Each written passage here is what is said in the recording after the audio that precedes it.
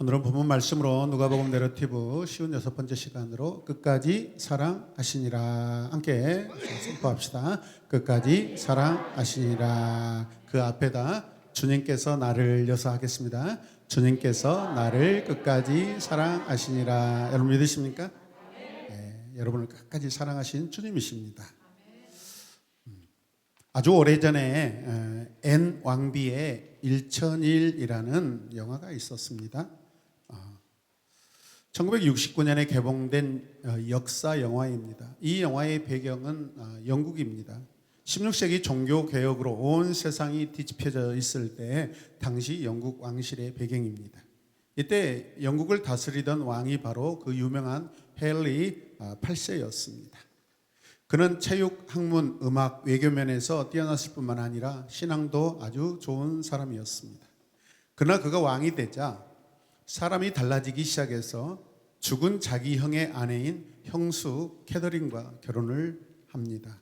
캐더린은 7아이를 낳았지만 다 죽고 병약한 딸 아이 메리만 살아남았습니다. 이 여인이 바로 후에 피의 여왕이란 칭호를 들었던 메리입니다. 아들을 얻지 못한 헨리는 교회와 여론의 반대도 불구하고 캐더린을 버리고 당시 궁녀였던 앤 볼린과 결혼을 하게 됩니다. 그러나 불행히도 이들이 기대한 아들은 태어나지 않고 또 딸이 태어납니다. 그 다음번에 더 큰 불행이 이 가정을 엄습합니다. 아들이었는데 그만 죽고 맙니다. 헨리 8세는 앤 왕비에게 자기는 아들을 반드시 얻어야 하기 때문에 이 딸아이를 데리고 멀리 외국으로 가달라고 사정을 합니다. 앤은 완강하게 거절합니다. 드디어 왕은 자기 부인이 다른 남자와 정을 통했다는 누명을 씌워 단두대에 세워 자기 아내였던 앤 볼린의 목을 자릅니다. 죽기 전 감옥에 갇힌 이 앤 왕비는 자기가 헨리와 누린 시간들을 계산해 봅니다. 사랑할 때와 결혼해서 살 때, 그리고 배신당하고 마침내 죽음을 기다리며 기뻤던 날들을 계산해 봅니다. 그날이 기껏해야 1000일밖에 되지 않고 그것도 행복했던 날은 단 하루도 없었다는 것을 깨닫습니다. 아내를 단두대에 세우는 날 왕은 사냥을 떠나고 앤 왕비는 단두대를 향하여 걸어갑니다. 신하가 죽음을 향해 걸어가는 왕비가 불쌍했던지 이번 칼잡이는 프랑스에서 데려온 아주 유명한 사람이어서 고통이 없이 잘 이렇게 처리할 것이라고 농담 반 진담 반으로 이야기를 해줍니다. 그러나 그때 앤 왕비는 내 목이 길지 않아요? 라고 말하면서 죽음의 자리에 섭니다.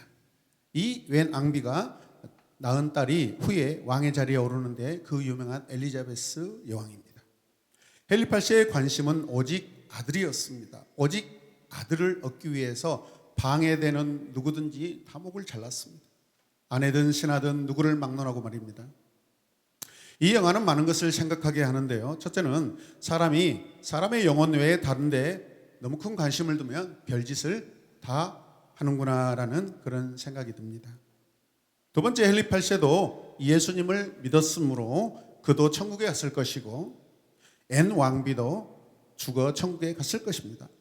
그렇다면 두 사람이 그곳에서 만났을 것입니다. 그렇다면 천국에서 앤과 헨리의 만남은 과연 어땠을까 하는 생각입니다. 그 두 사람이 과연 어떻게 대면하고 무슨 말을 나누었을까요? 앤 왕비가 이렇게 이야기했을 것 같습니다. 예수님의 피가 참 좋다. 당신 같은 인간도 하늘나라에 왔으니까. 네.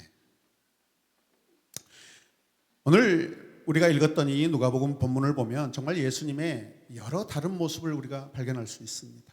누가복음 전체에 흐르는 예수님의 모습이 있습니다. 그것은 사람에게만 관심을 가지고 일생을 사신 모습입니다. 누가복음은 큰 주제로 사람의 아들로 오신 예수님입니다.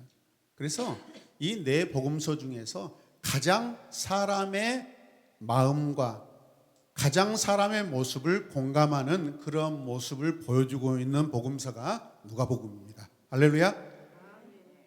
오늘 말씀도 그 모습을 잘 보여주고 있는 말씀인데요. 14장 전체의 내용은 이 바리새인의 집에서 있었던 사건을 다루고 있습니다.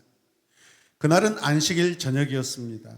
바리새인의 한 지도자가 예수님을 자기 집 잔치에 초청합니다. 즉 저녁 식사에 초청한 것입니다. 당시 바리새인들과 랍비들은 안식일 만찬을 굉장히 큰 잔치로 벌였다고 합니다. 바리새인의 지도자란 바리새인 회당장이었다라고 우리가 생각할 수 있습니다. 그런데 그가 왜 예수님을 자기의 집에 자기들의 잔치에 초청했는지 궁금합니다. 함께 고백합니다. 궁금하다. 예. 예수님을 자세히 관찰하려는 아마 고의적인 목적으로 초청한 것인지 아니면 별 생각 없이 단순히 선한 마음으로 초청했는지 성경에는 그렇게 기록되지 않았습니다. 그런데 주님의 식사 자리에 왜 하필이면 거기에 누가 있냐면 오늘 성경 읽었습니다. 병자 한 명 있는데 어떤 병이에요? 수종병 병든 사람이 있습니다. 왜 그 사람이 거기에 앉아 있는지. 보통 바리새인들의 잔치에 여러분 병자들이 올 수 있어요? 없어요? 없습니다. 그래서 고의적으로 이 사람을 데려다 놓았는지 아니면 그 사람이 우연하게 왔는지 그것도 알 수 없습니다. 여러분 수종병이란 소화가 안 돼서 몸에 이 배에 물이 고여서 배가 퉁퉁 붓는 병을 말합니다. 보기에도 좋지 않죠. 금방 누구나 알 수 있는 그런 모습입니다. 그 환자가 주님의 눈에 안 뜨일 리가 없습니다. 할렐루야. 또 그런 사람을 보시고 주님이 그냥 넘어가실까요? 아니면 다른 마음을 갖고 계실까요? 여러분, 그런데 문제는 더 복잡해집니다. 그날은 안식일이었기 때문에 병자를 고쳐줄 수 없다고 유대인들은 생각하고 있습니다. 안식일에 병자를 고쳐준다는 것은 여러분 큰 일이 나는 일이죠. 여러분 고쳐 죽어야 합니까? 말아야 합니까? 그렇다고 환자를 내버려둘 수 없어서 그들에게 주님이 먼저 물으십니다. 안식일에 병을 고치는 것이 옳으냐 옳지 않느냐. 다 함께 읽겠습니다. 네. 그리고는 대답도 듣지 않고 주님은 환자를 그냥 고쳐주셔버립니다. 그 당시 바리새인들이나 랍비들의 얼굴빛이 얼마나 변했는지 생각을 해보십시오. 아마 그들이 화난 이유가 이것 때문이 아닐까. 어쩌면 그들이 의도적으로 데려놨을 것 같다는 생각이 더 듭니다. 그럼에도 불구하고 그들이 지금 화가 불그락불그락합니다. 1절 말씀을 보면 이 상황에 아주 독특한 어떤 단어가 나오는데 엿보다라는 단어가 쓰입니다. 이 단어는 파라테오라는 이 동사인데 미완료 중간태입니다. 그러니까 완성이 안 되고 계속해서 진행하고 있다라는 그런 상황입니다. 무엇을요? 계속해서 그들이 주님을 지켜보고 있다라는 것입니다. 지켜보고 있는 것이 마무리가 안 되고 계속 진행되고 있다는 것입니다. 그래서 한 번 더 살펴보면 옆에서 계속해서 은밀하게 지켜보고 있다, 쳐다보고 있다, 어쩌면 감시하고 있다라는 그런 상황입니다. 이해되시는 분만 아멘 합시다. 자, 계속해서 주님의 행동 하나하나 말 하나하나를 감시하도록 어쩌면 부하들도 배치해 놓았을 것으로 보입니다. 그러므로 수종병 든 이 사람도 일부러 불러다 놓은 것으로 추측할 수 있다는 것입니다. 할렐루야. 예수님으로 하여금 이 안식일법을 어기게 하려는 것이죠. 올가미를 씌우려고 계략과 또 은밀한 이런 일들을 치밀하게 꾸며 놓았던 것입니다. 그런데 오히려 주님에게 지금 당하고 말았으니 얼마나 억울하겠습니까, 여러분? 얼굴이 불그락불그락합니다. 그들의 얼굴을 보면서 예수님은 도리어 그들에게 설교를 하십니다. 이렇게 말씀합니다. 안식일에, 자 같이 읽어요. 아이나 소가 우물에 빠졌으면 안식이라도 곧 끌어내지 않겠느냐. 이전에 이런 비슷한 말씀을 하셨습니다. 그런데 오늘은 굉장히 더 도전적이고 굉장히 충격적인 그런 단어를 쓰시고 상황에 대한 이야기를 하십니다. 왜 이렇게 말씀하셨을까요? 지금 질문하고 있습니다. 각자 양심에 대답하라는 것입니다. 어찌 보면 주님의 심리를 가장 잘 알고 있었던 사람들은 바로 바리새인들입니다. 병들고 불쌍한 자들을 보면 그저 지나갈 수 없는 분이라는 사실을 알고 있습니다. 주님의 중심 사상이 무엇이라고 생각하십니까? 주님의 행동 원리는요, 간단합니다. 연민이고 사랑입니다. 사랑 아니면 그 어느 것도 주님은 마치 하지 않으시는 그런 분입니다. 할렐루야. 여러분, 그래서 우리 교회 안에서 우리가 어떤 말을 하고 어떤 행동을 할 때 여러분, 그리스도의 사랑이 아니면 멈추어야 합니다. 아무리 좋은 충고나 아무리 좋은 그런 말도 내 안에 주님의 사랑으로 충만하지 않으면 멈춰야 합니다. 그건 오해가 되고 상처가 될 수 있다는 것이죠. 주님은 사람들을 사랑하는 것, 그리고 구원해 주시는 것 외에는 어떤 것에도 관심이 없으십니다. 명예도 정치도 부귀도 사람들의 칭찬도 주님에게는 관심 밖의 일입니다. 여러분, 저와 여러분들이 그렇게 되길 바랍니다. 함께 읽을까요? 주님은 언제나 연민의 눈으로 사람을 보고 도와주는 것으로 행동하셨습니다. 아멘. 주님에게 있어서 사랑의 법은 어떤 율법보다 우선입니다. 그렇기 때문에 당시 사회 인사들에게는 좀 정신에 이상이 있거나 돈키호테 같은 그런 분으로 지금 여겨지고 있습니다. 왜? 그들은 철저하게 이해타산이거든요. 손익계산을 따지면서 하거든요. 여러분, 모든 율법은 사랑을 이루도록 하기 위하여 만들어진 하나님의 생명의 법입니다. 그런데 율법에만 매여 도리어 그 문자적 해석, 거기에 기록된 그 사랑을, 하나님의 사랑을 이들이 지금 파괴하고 있습니다. 이 세상의 모든 것은 사람을 사랑하며 사람들에게 평안과 기쁨을 주어 살게 하려고 하는 것입니다. 여러분, 할렐루야. 하나님 이 세상을 지으신 목적이 무엇입니까? 하나님 사람을 지으신 목적이 무엇입니까? 사람 곁에 여러분 자연과 가축들과 여러 동물들을 만드신 이유가 무엇입니까? 사랑입니다. 사랑. 서로 사랑입니다. 연합입니다.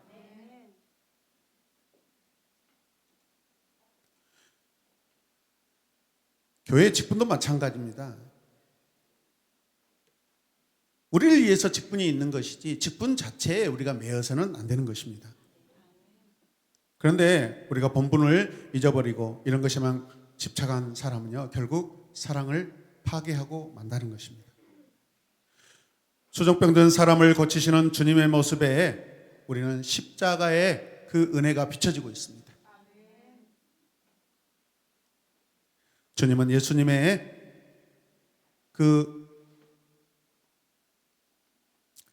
예수님의 행동을 못마땅하게 여긴 바리새인들이나 율법사들에게 주님이 물으십니다. 우리 함께 읽을까요? 당신들의 아들이나 소가 안식일에 우물에 빠졌다고 하자. 그렇다면 안식일이라고 회피하겠느냐? 다른 성경에는 구덩이라고 했습니다. 여러분, 구덩이보다 우물이라는 여러분 이 특별한 장소는 훨씬 더 충격으로 다가옵니다. 사람이 먹고 마시는 그 물에 여러분 당신의 아들들이 빠졌다, 당신들이 아끼고 있는 그 가축들 소가 빠져 있다라고 여러분 굉장히 충격적으로 주님이 지금 말씀하고 계십니다. 자기 자식이 우물에 빠졌다면 만사 제쳐놓고 건질 것 아닌가? 맞습니까?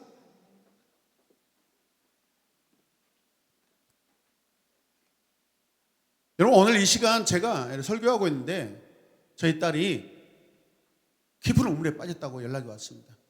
제가 어떻게 해야 될까요? 그렇죠, 여러분. 생명이 먼저입니다. 할렐루야. 하나님께서 이 시간을 허락해서 설교를 마치고 제가 가겠습니다. 여러분, 그것은 아니라고 생각합니다. 설교하는 목적이 무엇입니까? 설교의 본질이 무엇입니까? 영혼 사랑? 사람 사랑, 인간 사랑입니다. 여러분. 그런데 이 수종병 든 사람을 고쳐주는 것은 안 된단 말인가? 주님이 그렇게 말씀하십니다. 이게 무슨 모순입니까? 자기는 모든 일을 해도 되고 남들은 해서는 안 된다는 그들의 논리 옳습니까? 옳지 않습니까? 본문의 표현은 누가복음 13장 15절에서 16절 표현보다 훨씬 지금 강력하고 있습니다. 13장에서는 소나 나귀를 마구간에서 풀어내어 여러분 뭐 한다겠죠? 풀을 먹인다고 그렇게 표현했는데 지금은 어때요? 우물에 빠졌다라고 훨씬 더 충격적인 그런 상황을 주님이 말씀하십니다. 공격적으로 주님이 묻고 계십니다. 그만큼 그들의 생각을 여러분 바꾸어 주시길 원하십니다. 그들이 바꾸어지기를 원하는 것이죠. 우물은 가축을 먹이기 위해 물을 저장해 놓은 것을 말합니다, 여러분.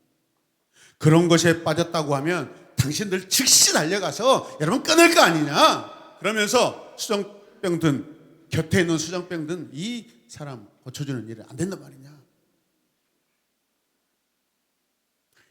이들이 잔치를 베풀고 주님을 공격적으로 대접한 것을 아시고 주님께서도 그들에게 공격적으로 지금 말씀하고 있습니다. 여러분 주님은 호락호락하지 않습니다. 여러분 하나님 우습게 생각하시면 안 됩니다. 우리가 하나님 사랑하십니다 하지만은 그 사랑이 우리에게 전해지기까지는 우리에게 반드시 하나님과 우리와 동등된 공의가 이루어져야 됩니다. 우리에게 죄가 없어야 됩니다. 할렐루야. 헨리 8세의 관심은 오직 아들이었습니다. 그래서 그것을 방해하는 모든 사람을 다 죽였지 않습니까? 단지 자기가 아들을 얻는데 도움을 주어야 하는 도구에 불과했습니다. 그의 아내들과 그 신하들과 모든 상황들이. 요즘 사회를 보십시오. 현대 사회를 보십시오. 얼마나 냉정합니까? 교회도 지금 분열되고 있습니다. 오늘 저 서울에서 대형 집회를 하고 있는데 아마 이 일로 말미암아 한국 교회가 아마 많이 분열할 거라고 저는 생각됩니다. 누가 좋아할까요? 사탄이 좋아하죠.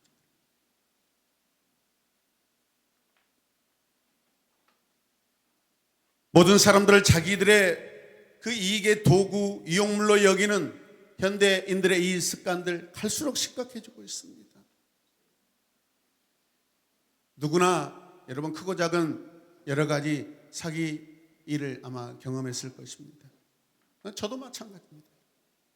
청년 때 정말 뭐 몇백만 원을 주고 샀던 그 노트북을 회사 상사에게 빌려줬는데 처음부터 가져가려고 도둑질하려고 마음 먹고 접근했더라고요. 그래서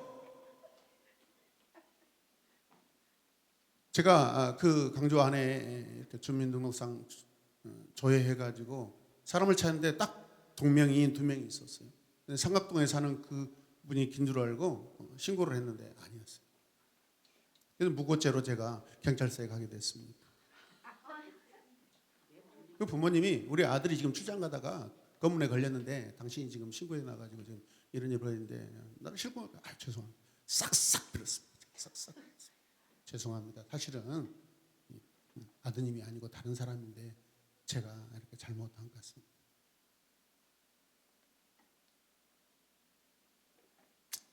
제 노트북을 빌려간 사람이 그냥 팔아먹어 버렸어요.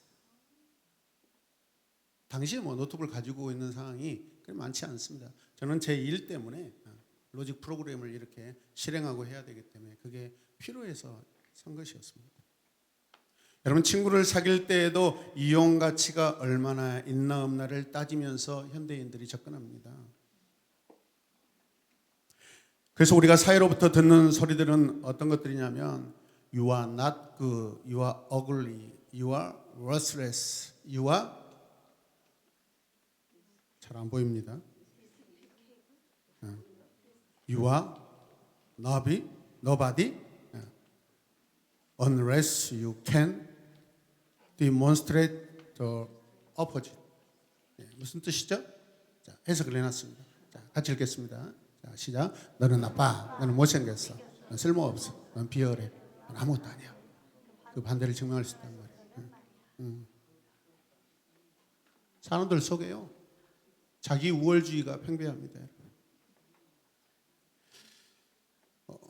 얼마나 산다고 이런 생각들을 보편적으로 하고 사는지 모르겠습니다. 여러분. 교회 안에도 여러분 이 나쁜 계획을 가지고 이렇게 들어오는 사람들이 들어 있습니다. 그러나 오늘 좋은 소식이 있습니다. 나는 하나님의 사랑받는 자녀입니다. 하나님은 나를 사랑하십니다. 아멘. 이 소식이 우리에게 가장 좋은 소식입니다. 이사야 49장 15절 말씀을 보십시다. 함께 읽을까요? 어머니가 어찌 제 젖먹이를 잊겠으며 제 태에서 낳은 아들을 어찌 긍휼히 여기지 않겠느냐. 비록 어머니가 자식을 잊는다 해도 나는 절대로 너를 잊지 않겠다. 아멘. 나를 낳아주신 내 부모도 여러분 최선을 다하지만은 여러분 실수할 때도 있는데 하나님은 그런 실수 자체가 없으시다. 왜? 사랑이기 때문에. 끝까지 사랑하신다는 것입니다. 이사야 41장 9절에서 10절 말씀 함께 읽을까요? 너는 나의 종이니 내가 너를 선택하였고 버리지 않았다고 하였다. 내가 너와 함께 있으니 두려워하지 말아라. 내가 너의 하나님이니 떨지 말아라. 내가 너를 강하게 하겠다. 내가 너를 도와주고 내 승리의 오른팔로 너를 붙들어 주겠다. 할렐루야. 주의 말씀, 하나님의 말씀, 여호와의 말씀을 여러분 신뢰하시길 바랍니다.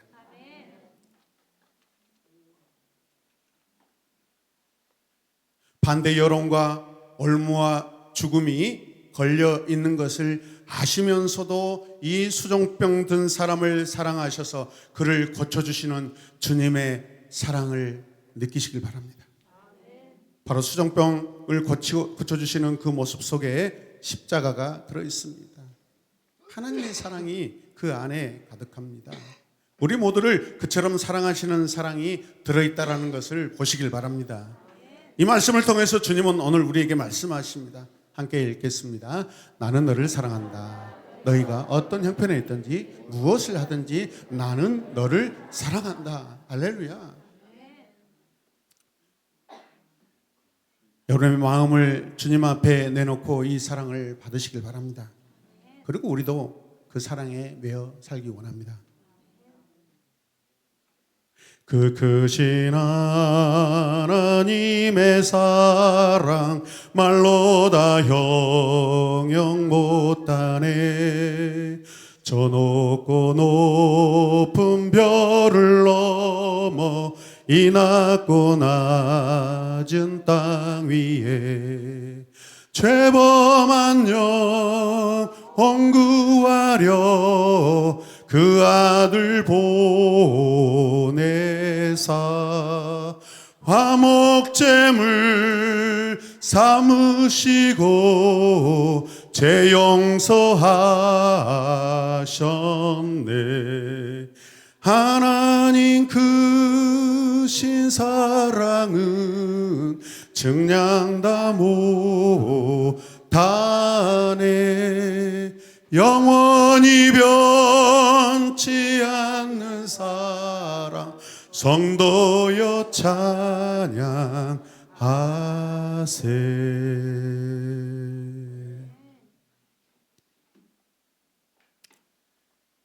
우리 교회는 오직 사람에게만 관심을 갖는 교회 되기를 원합니다. 하나님으로부터 얼마나 사랑을 받고 있는가를 우리가 진정한다면 우리 또한 주님의 사랑이 되어야 되지 않겠습니까? 성 어거스틴은 스스로 사랑은 어떤 모습일까라는 질문을 던지며 살았던 사람입니다. 사랑은 어떤 모습일까? 그것은 남을 돕는 손이 있고 가난함에서 빠져나가는 발이 있고 고통과 원하는 것을 보려는 눈이 있고 인간의 슬픔과 한숨을 들을 수 있는 귀가 있으니 사랑은 바로 그런 모습이니라. 오늘도 나에게 형제의 신음을 들을 수 있는 귀를, 형제의 필요를 볼 수 있는 눈을, 형제에게 가까이 갈 수 있는 발을, 그들의 병을 낫게 하고 양식을 주는 손을, 그리고 무엇보다도 형제에게 사랑을 베풀 수 있는 가슴을 주소서라고 이 아이린 샤프라는 분이 이 시를 썼습니다. 우리 그리스도인들이 마땅히 가슴에 새겨야 할 그런 말들입니다. 예수께서 질병을 고쳐주시는 일이 중요하다고 강조하신 내용은 13장 15절에서 16절에 나오는 말보다 훨씬 더 강하게 주님이 너희 가운데 누가 아들이나 소가 우물에 빠지면 안식이라도 당장 끌어내지 않겠느냐라고 말씀하셨습니다. 너희 아들이 우물에 빠졌다? 너희 소가 우물에 빠졌다? 어떻게 할 거냐? 꺼낼 건 아니냐? 너희가 데려놓은 이 수정병 환자가 너희 자녀와 똑같다. 너희들이 아끼는 그 소, 가축보다 더 소중하다. 주님이 그렇게 말씀하십니다. 영혼 구원의 긴박감을 강조하십니다. 죽어가는 영혼의 구원을 강조하고 계십니다. 질병으로 고생하는 자들을 굉장히 긴급하게 여기시고 늘 고쳐주시는 주님의 그 마음 손길을 우리가 담아야 될 줄로 믿습니다. 주님은 어떤 박해나 반대에도 사랑을 실천하신 일을 여러분 그만두지 않으셨습니다. 주님은 안식일에 대해서는 그동안 내려온 전통을 완전히 바꾸셨습니다. 아무것도 두려워하지 않고 나를 돌보시는 그 주님 때문에 오늘 저와 여러분들이 살아있는 줄로 믿습니다. 여러분 안식일이 언제입니까? 주님이 행하시는 날들이 다 안식일입니다. 주님이 살아계신 날이 다 안식일입니다. 우리에게 할렐루야. 주님이 일하시는 날이 우리에게 안식일입니다. 그 안식일에 우리가 고침을 받고 주님을 믿게 되었습니다. 주님께 나왔습니다. 안식일은 구약의 금요일도 아니고 이 주일도 아닙니다. 날이 아니라 주님과 관계하는 사랑인 줄로 믿습니다. 오늘은 종교개혁주일입니다. 종교개혁은 외부적 개혁이 아니라 교회의 개혁입니다. 교회 자체의 개혁입니다. 우리 성도 자신의 개혁입니다. 믿으십니까? 신앙개혁입니다, 여러분. 나 한 사람이 그리스도를 바르게 섬기고 사랑할 때 우리는 개혁된 교회이고 계속해서 리포르마타, 여러분 계속해서 개혁되어야 합니다. 주님처럼 영혼에 대한 긴박감을 우리가 가집시다. 예수님 사랑은 이웃의 영혼 구원 사랑입니다. 병든 자를 낫게 하는 구원의 사랑입니다. 종교개혁자 존 칼빈, 그는 타락한 중세 교회는 회개를 한 번 하고 지나가는 통과 의례로 여기고 그 후부터는 회개와 상관없이 살아가도 된다는 잘못된 회개감과 의식을 가짐으로 신앙의 능력을 잃어버렸다고 여러분 지적했습니다. 또 종교개혁자 마틴 루터는 당시 로마 교황청을 향해 울린 이 반박문 중 첫 번째 그 문장이 뭐냐면 회개하라는 문장이었습니다. 여러분 할렐루야. 우리의 구주시며 주인이신 예수 그리스도께서 회개하라 하나님 나라가 가까이 왔다라고 말씀하신 그 의미는 우리 신자들의 전생애가 회개의 삶이 되어야 한다라는 것입니다. 회개는 한 번 이루어지는 것이 아니라 일평생을 거쳐 끊임없이 이루어져야 하는 것입니다. 믿으십니까? 우리가 거룩하게 살아갈 수 있는 하나님의 은혜의 역사인 것입니다. 우리는 전생에 걸쳐 끊임없이 회개하는 삶을 살아야 합니다. 오늘 많은 사람들이 여러분 광화문 광장에 회개한다는 그 집회에 지금 모여 있을 것입니다. 회개하면 될 일이지 왜 정치적인 야합을 하고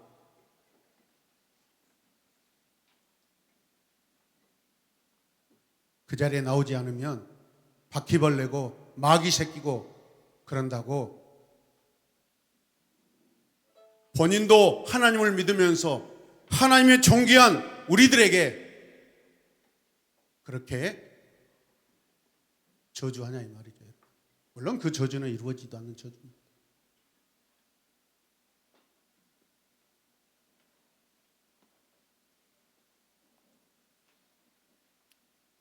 그 집회를 준비하면서 사람들이 많이 모이지 못할 거 창피하게 될까 봐 정강훈 씨라는 사람을 찾아가서 전화해서 이 일에 합력해달라고 그렇게 부탁을 했다고 합니다. 저는 이미 그 자체가 틀려먹었다고 생각합니다.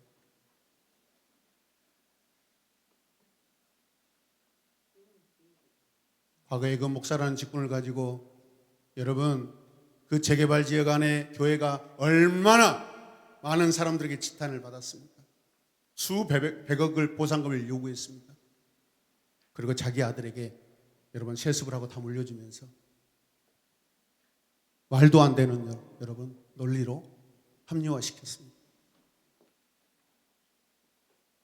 근데 그런 사람들과 함께 모여서 회개한다는 말을 할 수 있겠습니다.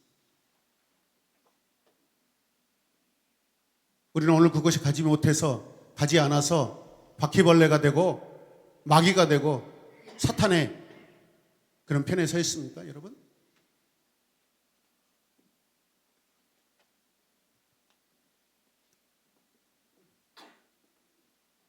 주의를 거룩히 지키라고 그렇게 가르치고 선포했던 그런 시간들이 분명히 있을 것인데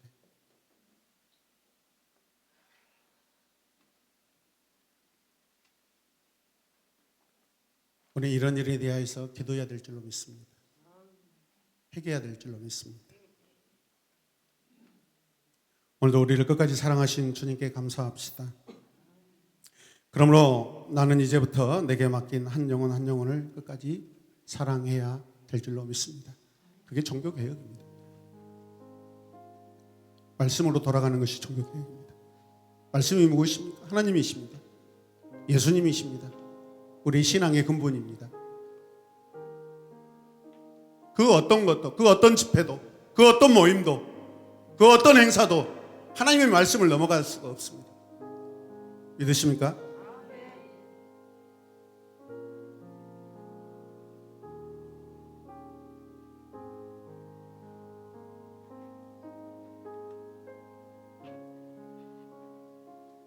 신천지들이 대형 운동장에서 대형 집회를 하면은 한 번 입장하면 꼼짝달싹을 못하게끔 이동을 금지시킵니다.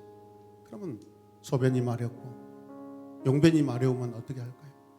그래서 거기에 참여하는 모든 사람들을 기저귀를 채워서 입장을 시킵니다.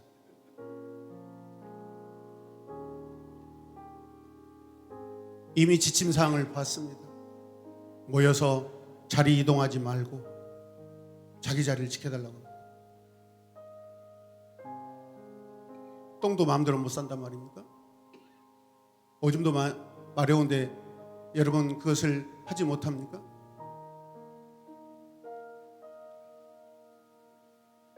오늘 말씀 안에서 주님이 사람을 대하시는 모습을 보십시오. 수정병 환자를 어떻게 하시는지 고치십니다. 할렐루야. 주님은 고치십니다. 주님은 회복시키십니다. 주님은 사랑하십니다. 우리가 무엇을 하든지 사랑으로 해야 될 줄로 믿습니다. 오늘 그 자리에서 한국교회가 잘못한 것들,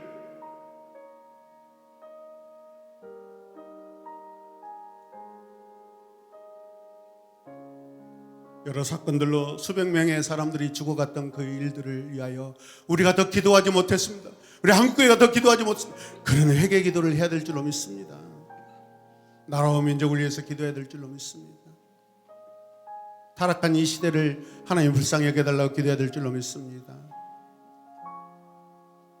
패권을 다투고 있는, 그래서 전쟁을 벌이고 있는 그 지역들을 위하여 평화가 오기를 선포하고 교회의 이름으로 대사를 보내어서 전쟁을 멈추도록 해야 되지 않겠습니까?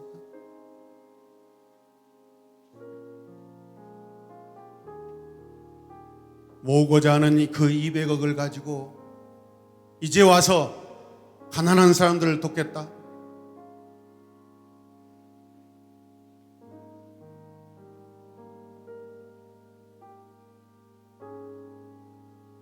우리는 오직 말씀에 입각하여서 살아야 될 줄로 믿습니다. 우리가 영적 분별을 잘해야 될 줄로 믿습니다. 비판하고 정죄하는 것이 아니라 우리가 어떤 길로 가야 될 것인가. 우리의 길은 정해져 있습니다. 우리의 삶은 정해져 있습니다. 예수 그리스도를 따라가는 것이고 예수 그리스도께서 걸어가신 그 길을 우리는 걸어가야 되는 줄로 믿습니다.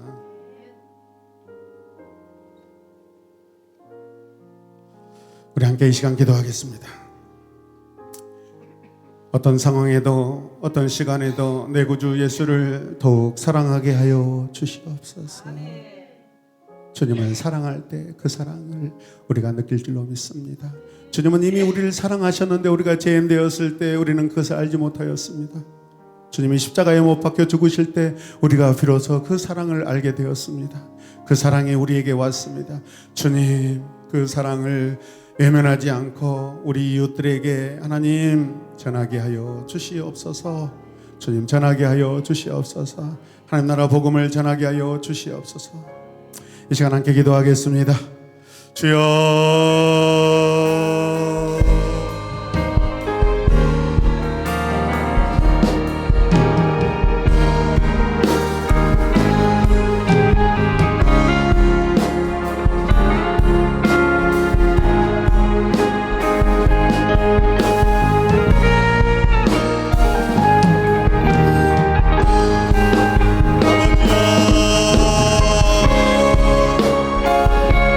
예수 그리스도의 사랑, 십자가의 사랑, 병든 자를 고치시고 문둥병자를 만지시는 주님의 그 사랑의 손길, 나의 손길 되게 하여 주시옵소서. 나의 마음 되게 하여 주시옵소서. 나의 영혼 되게 하여 주시옵소서. 나의 삶 되게 하여 주시옵소서.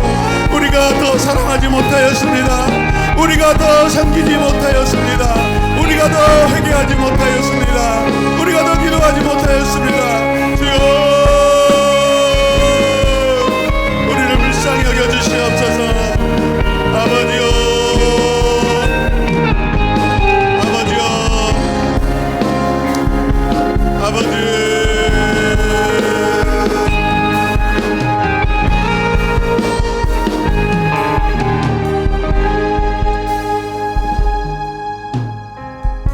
주님만 사랑하게 하소서. 그 무엇보다도 주님이 하신 일을 기억하고 그 일을 행하는 우리가 되게 하여 주시옵소서. 그 일이 주님의 사랑인 줄로 믿습니다. 주님 힘을 주시고 용기를 주시고 지혜를 주시고 담대함을 허락하여 주시옵소서. 예수님의 이름으로 기도드립니다. 아멘.